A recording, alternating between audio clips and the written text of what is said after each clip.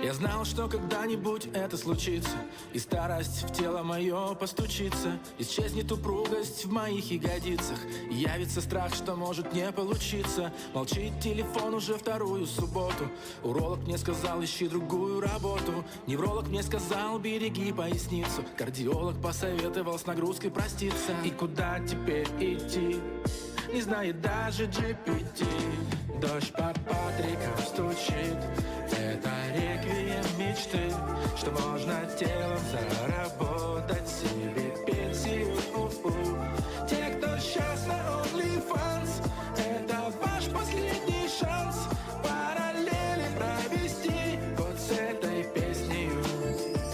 Ла-па-па-ра-ра-па-пау, ла-па-па-ра-ра-па-пау, ла-па-па-ра-ра-па-пау, па-па-пау. А что я умею? И ничего не умею.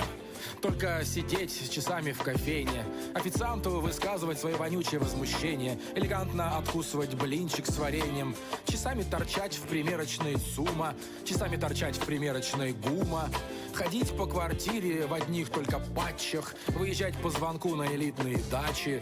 Могу помещаться в багажник Роллс-Ройса, могу сексуально записывать войсы. Умею эффектно вылезать из бассейна, сидеть у камина с бокалом глинтвейна.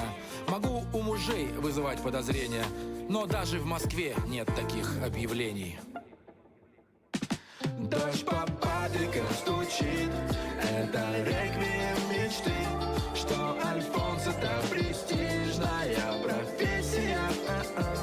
Жаль, что времени не вернуть, и другой не выбрать путь, и не доучиться в ПТУ на слесаря.